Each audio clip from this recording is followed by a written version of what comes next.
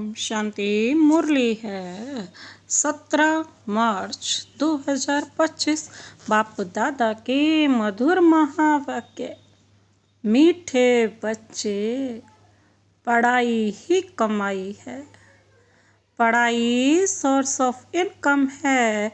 इस पढ़ाई से ही तुम्हें 21 जन्मों के लिए खजाना जमा करना है। मीठे बच्चे, पढ़ाई ही कमाई है। पढ़ाई सोर्स ऑफ इनकम है। इस पढ़ाई से ही तुम्हें 21 जन्मों के लिए खजाना जमा करना है। आज का प्रश्न है, जिन बच्चों पर बृहस्पति की दशा होगी उनकी निशानी क्या दिखाई देगी? जिन बच्चों पर बृहस्पति की दशा होगी उनकी निशानी क्या दिखाई देगी? बाबा ने उत्तर दिया, उनका पूरा ध्यान श्रीमत पर होगा। पढ़ाई अच्छी तरह पढ़ेंगे, कभी भी फेल नहीं होंगे। श्रीमत का उल्लंघन करने वाले ही पढ़ाई में फेल होते हैं। उन पर फिर राहु की दशा बैठ जाती है। अभी तुम बच्चों पर बृहस्पति बाप द्वारा बृहस्पति की दशा बैठी है। उनका पूरा ध्यान श्रीमत पर होगा। पढ़ाई अच्छी तरह पढ़ेंगे, कभी भी फेल नहीं होंगे। श्रीमत का उल्लंघन करने वाले ही पढ़ाई में फेल होते हैं। उन पर फिर राहु की दशा बैठ जाती है। अभी तुम बच्चों पर बृहस्पति अर्थात वृक्षपति बाप द्वारा बृहस्पति की दशा बैठी है। आज का गीत है, इस पाप की दुनिया से कहीं और ले चल। ओम शांति। यह है पाप आत्माओं की पुकार। बाबा कहते, तुमको तो पुकारना नहीं है, क्योंकि तुम पावन बन रहे हो। यह धारणा करने की बात है। बड़ा भारी यह खजाना है। जैसे स्कूल की पढ़ाई भी खजाना है ना। पढ़ाई से शरीर निर्वाह चलता है। बच्चे जानते हैं, भगवान पढ़ाते हैं। यह बड़ी ऊंच कमाई है, क्योंकि एम ऑब्जेक्ट सामने खड़ी है। सच्चा यह सत्संग सारे कल्प में एक ही बार होता है। जबकि पुकारते हैं, हे पतित पावन आओ। अब वह पुकारते रहते हैं। यहाँ तुम्हारे सामने बैठे हैं। तुम बच्चे जानते हो, हम पुरुषार्थ कर रहे हैं नई दुनिया के लिए, जहाँ दुख का नाम निशान नहीं होगा। तुमको चैन मिलता है स्वर्ग में, नरक में थोड़े ही चैन है। यह तो विषय सागर है, कलयुग है ना।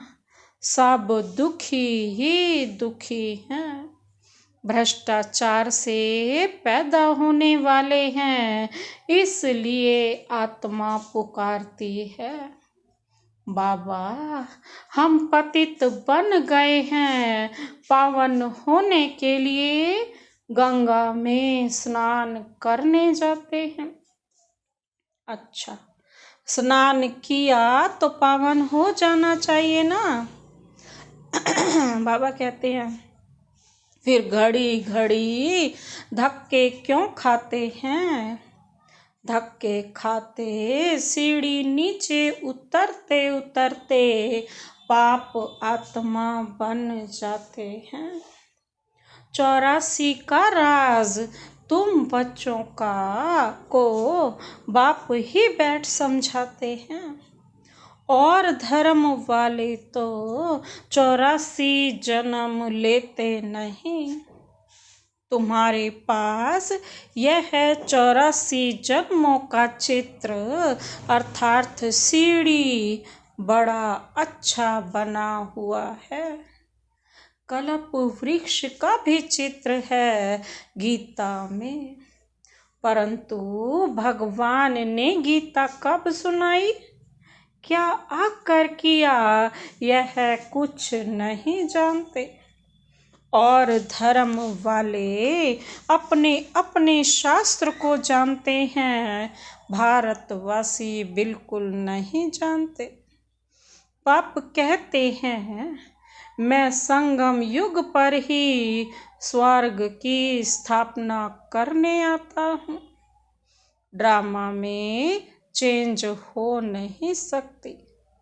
जो कुछ ड्रामा में नूंद है वह हूबहू होना ही है। ऐसे नहीं होकर फिर बदल जाना है। तुम बच्चों की बुद्धि में ड्रामा का चक्र पूरा बैठा हुआ है। इस 84 के चक्र से तुम कभी छूट नहीं सकते हो, अर्थात यह दुनिया कभी खत्म नहीं हो सकती। बाबा कहते वर्ल्ड की हिस्ट्री ज्योग्राफी रिपीट होती ही रहती है। यह 84 का चक्र अर्थात सीढ़ी बहुत जरूरी है। त्रिमूर्ति और गोला तो मुख्य चित्र हैं। गोले में क्लियर दिखाया हुआ है हर एक युग 1250 वर्ष का है। यह है जैसे अंधों के आगे आईना, 84 जन्म पत्री का आईना। बाप तुम बच्चों की दशा वर्णन करते हैं। बाप तुम्हें बेहद की दशा बतलाते हैं। अभी तुम बच्चों पर बृहस्पति की अविनाशी दशा बैठी है।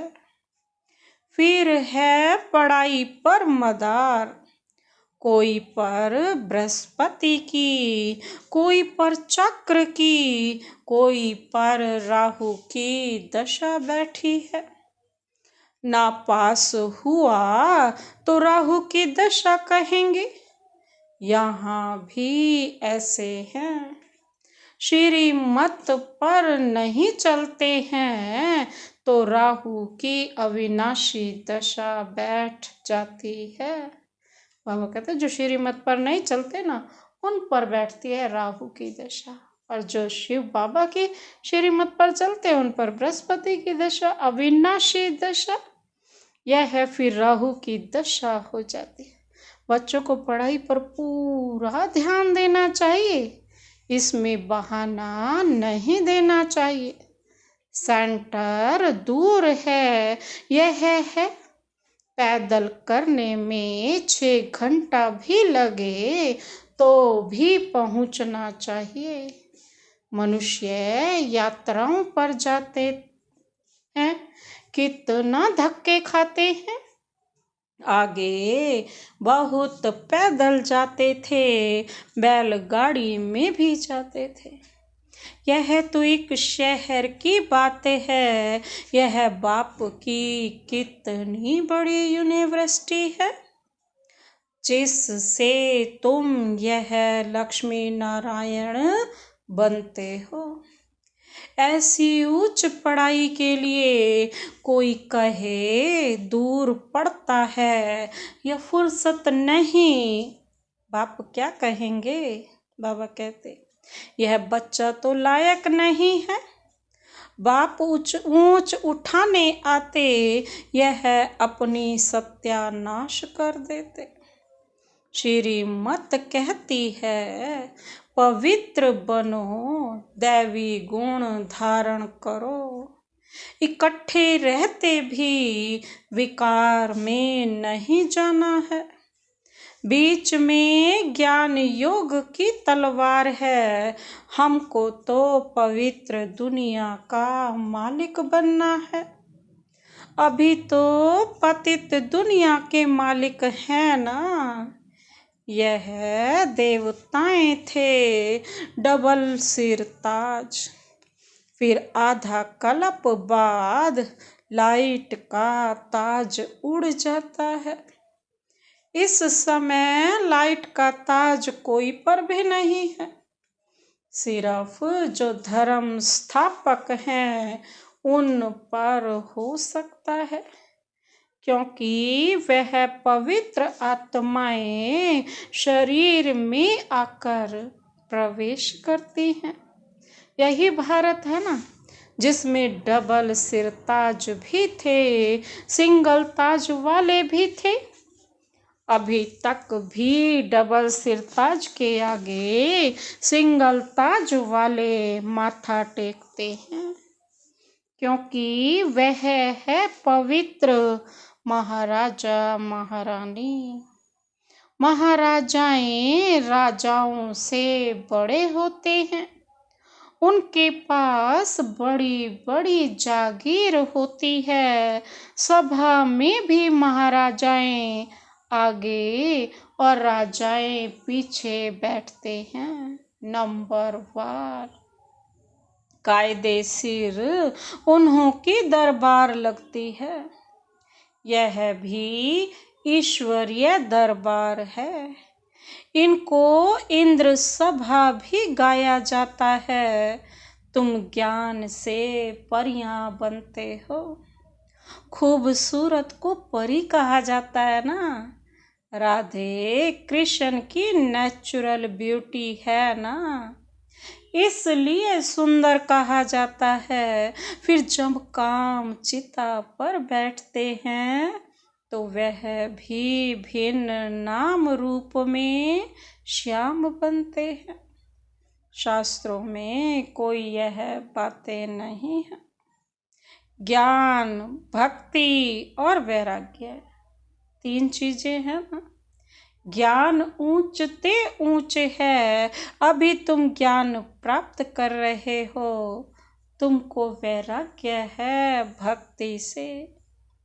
यह सारी तमो प्रधान दुनिया अब खत्म होने वाली है। उनसे वैराग्य है। जब नया मकान बनाते हैं ना तो पुराने से वैराग्य हो जाता है ना। वह है हद की बातें, और यह बाबा बेहद की बातें कर रहे हैं। बाबा कहते अब बुद्धि नई दुनिया तरफ है। यह है पुरानी दुनिया नरक। सतयुग त्रेता को कहा जाता है शिवालय। शिव बाबा की स्थापना हुई है ना। अभी इस वैशाल्य से तुमको नफरत आती है।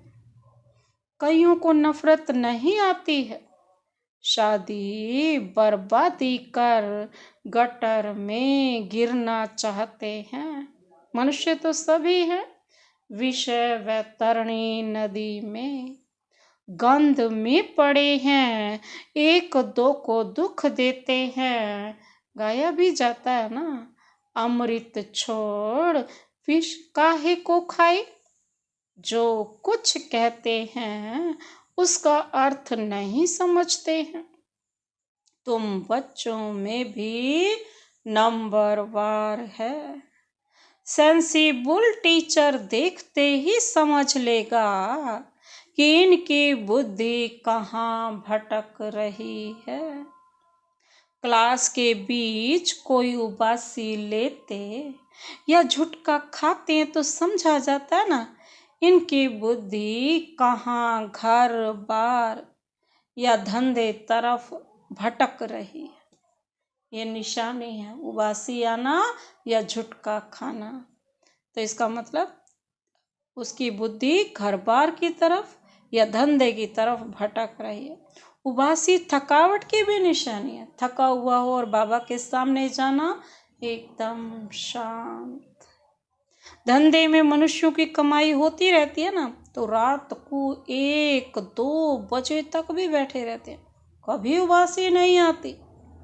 यह तो बाप कितना खजाना देते हैं। अगर ये नशा बुद्धि में चढ़ जाए ना, तो उबासी देना घाटे की निशानी है। दिवाला मारने वाले गुटखा खाते बहुत उबासी देते हैं। तुमको तो खजाने के पिछाड़ी खजाना मिलता रहता है ना, तो मिलता रहता है तो कितना अटेंशन होना चाहिए। पढ़ाई समय कोई उबासी दे दे तो सेंसिबल टीचर समझ जाएगा कि इनका बुद्धि योग और तरफ भटकता रहता है। यहाँ बैठे घर बार याद आएगा, बच्चे याद आएंगे। यहाँ तो तुमको भट्टी में रहना होता है और कोई की याद ना आए। समझो, कोई 6 दिन भट्टी में रहा, पिछाड़ी में किसकी याद आई। चिट्ठी लिखी तो फेल कहेंगे, फिर 7 रोज शुरू करो। 7 रोज भट्टी में डालते हैं कि सब बीमारी निकल जाए। तुम आधा कल्प के महान रोगी हो। बैठे बैठे अकाले मृत्यु हो जाती है। सतयुग में ऐसे कभी होता नहीं है। यहाँ तो कोई न कोई बीमारी जरूर होती है। मरने के समय बीमारी में चिल्लाते रहते हैं। स्वर्ग में जरा भी दुख नहीं होता। वहाँ तो समय पर समझते हैं अभी टाइम पूरा हुआ है, हम यह शरीर छोड़ बच्चे बनते हैं। यहाँ भी तुमको साक्षात्कार होंगे कि यह बनते हैं।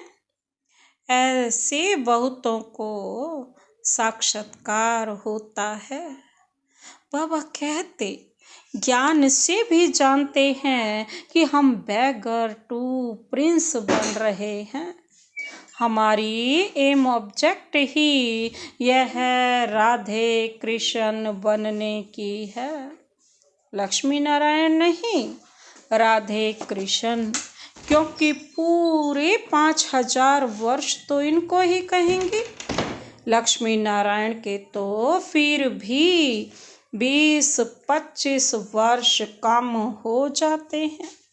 इसलिए श्री कृष्ण की महिमा जास्ती है। यह भी किसको पता नहीं कि राधे कृष्ण ही फिर 100 लक्ष्मी नारायण बनते हैं। बाबा कहते अभी तुम बच्चे समझते जाते हो, यह पढ़ाई है। हर एक गांव में सेंटर खुलते जाते हैं। तुम्हारी यह है यूनिवर्सिटी कम हॉस्पिटल। इसमें सिर्फ 3 पैर पृथ्वी चाहिए। वंडर है ना। जिनकी तकदीर में है तो वे अपने कमरे में भी सत्संग खोल देते हैं। यहाँ जो बहुत पैसे वाले हैं, उन्हों के पैसे तो सब मिट्टी में मिल जाने हैं। तुम बाप से वर्षा ले रहे, भविष्य 21 जन्मों के लिए। बाप खुद कहते हैं इस पुरानी दुनिया को देखते हुए बुद्धि का योग वहाँ लगाओ। कर्म करते हुए यह प्रैक्टिस करो। हर बात देखनी होती है ना। तुम्हारी अब प्रैक्टिस हो रही है। बाप समझाते हैं हमेशा शुद्ध कर्म करो, अशुद्ध कोई काम ना करो। बाप समझाते हैं।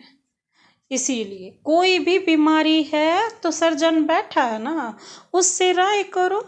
हर एक की बीमारी अपनी है, सर्जन से तो अच्छी राय मिलेगी। पूछ सकते हो इस हालात में क्या करें, अटेंशन रखना है कि कोई विकर्म ना हो जाए। बाबा कहते यह भी गायन है, जैसा अन्न वैसा मन। मांस खरीद करने वाले पर, बेचने वाले पर, खिलाने वाले पर भी पाप लगता है।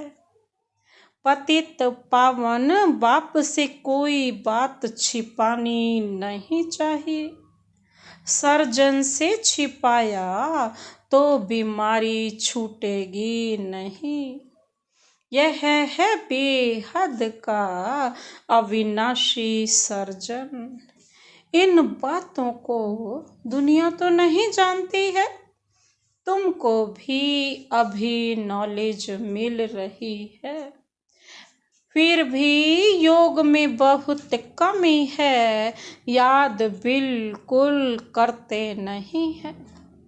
यह तो बाबा जानते हैं, फट से कोई याद ठहर नहीं जाएगी।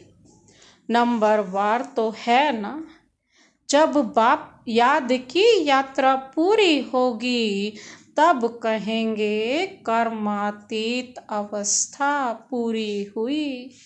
फिर लड़ाई भी पूरी लगेगी, तब तक कुछ ना कुछ होता फिर बंद होता रहेगा। लड़ाई तो कभी भी छिड़ सकती है, परंतु विवेक कहता है जब तक राजाई स्थापन नहीं हुई है तब तक बड़ी लड़ाई नहीं लगेगी। थोड़ी थोड़ी लग कर बंद हो जाएगी। यह तो कोई नहीं जानते कि राजाई स्थापन हो रही है। सतो प्रधान सतो रजो तमो बुद्धि तो है ना, तुम्हारे में भी सतो प्रधान बुद्धि वाले अच्छी रीति याद करते रहेंगे। ब्राह्मण तो अभी लाखों की अंदाज में होंगे, परंतु उसमें भी सगे और लगे तो है ना। सगे अच्छी सर्विस करेंगे, माँ बाप की मत पर चलेंगे, और लगे रावण की मत पर चलेंगे। बच्चों ने गीत सुना ना, कहते हैं ना, बाबा ऐसी जगह ले चलो जहाँ चैन हो। अब स्वर्ग में चैन ही चैन है, दुख का नाम ही नहीं। स्वर्ग कहा ही जाता है सतयुग को, अभी तो है कलयुग। यहाँ फिर स्वर्ग कहाँ से आया, तुम्हारी बुद्धि अब स्वच्छ बनती जाती है। बाबा कहते स्वच्छ बुद्धि वालों को मलेच्छ बुद्धि नमन करते हैं ना, पवित्र रहने वालों का मान है। सन्यासी पवित्र हैं तो गृहस्थी उन्हों को माथा टेकते हैं।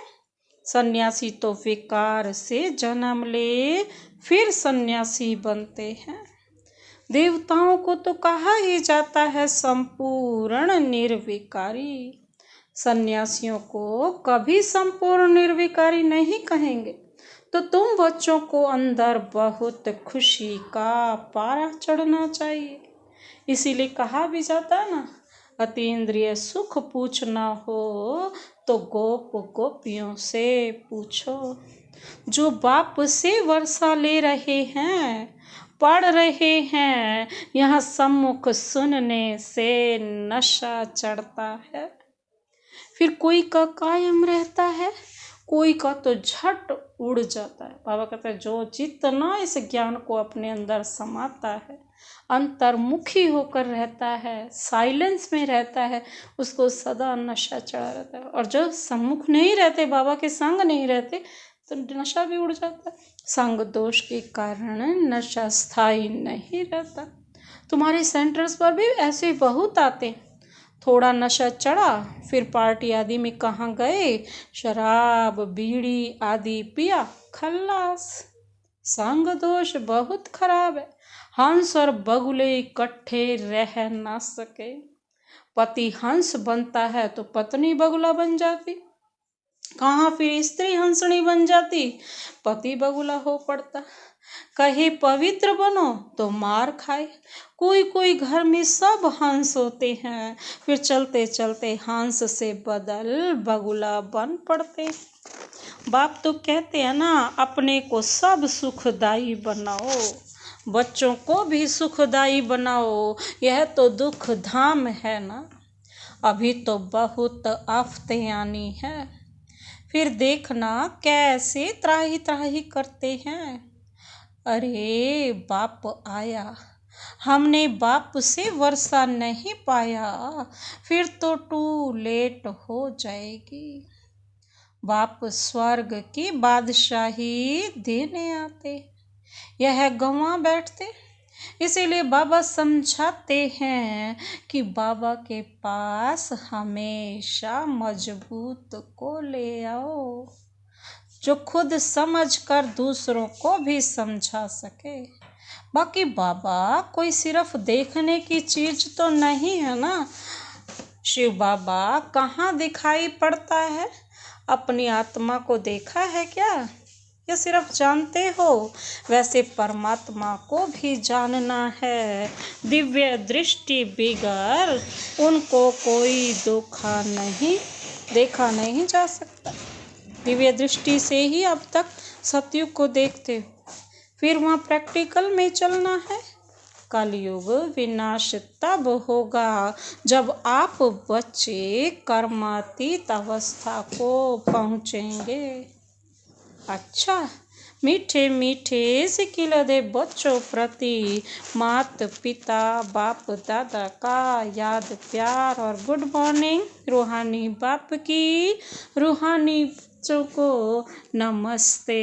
हम रूहानी बच्चों की रूहानी बाप दादा को नमस्ते नमस्ते नमस्ते। Good morning. शुक्रिया बाबा, शुक्रिया। धारणा के लिए मुख्य सार है। पहला पॉइंट है, इस पुरानी दुनिया को देखते हुए बुद्धि का योग बाप व नई दुनिया तरफ लगा रहे।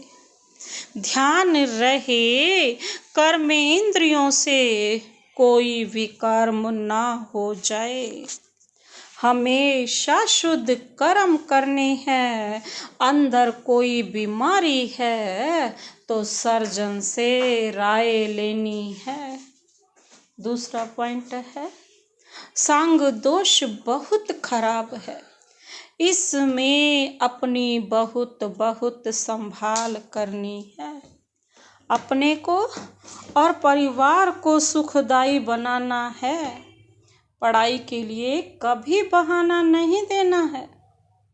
आज का वरदान, श्रेष्ठ भावना के आधार से सर्व को शांति शक्ति की किरणें देने वाले विश्व कल्याणकारी भव। श्रेष्ठ भावना के आधार से सर्व को शांति शक्ति की किरणें देने वाले विश्व कल्याणकारी भव। विस्तार है, जैसे बाप के संकल्प व बोल में नैनों में सदा ही कल्याण की भावना व कामना है, ऐसी आप बच्चों के संकल्प में विश्व कल्याण की भावना व कामना भरी हुई हो। कोई भी कार्य करते विश्व की सर्व आत्माएं इमर्ज हो। मास्टर ज्ञान सूर्य बन शुभ भावना व श्रेष्ठ कामना के आधार से शांति व शक्ति की किरणें देते रहो। तब कहेंगे विश्व कल्याणकारी। लेकिन इसके लिए सर्व बंधनों से मुक्त स्वतंत्र बनो। आज का स्लोगन है मैंपन और मेरापन। मैंपन और मेरापन यही देह अभिमान का दरवाजा है। अब इस दरवाजे को बंद करो। मैंपन और मेरापन यही देह अभिमान का दरवाजा है। अब इस दरवाजे को बंद करो। अब व्यक्ति इशारे हैं, सत्यता और सभ्यता रूपी कल्चर को अपनाओ। सत्यता की परख है संकल्प, बोल, कर्म, संबंध, संपर्क सब में दिव्यता की अनुभूति होना। कोई कहते हैं मैं तो सदा सच बोलता हूँ, लेकिन बोल व कर्म में अगर दिव्यता नहीं है तो दूसरे को आपका सच सच नहीं लगेगा। इसलिए सत्यता की शक्ति से दिव्यता को धारण करो। कुछ भी सहन करना पड़े, घबराओ नहीं। सत्य समय प्रमाण स्वयं सिद्ध होगा। अच्छा, ओम शांति।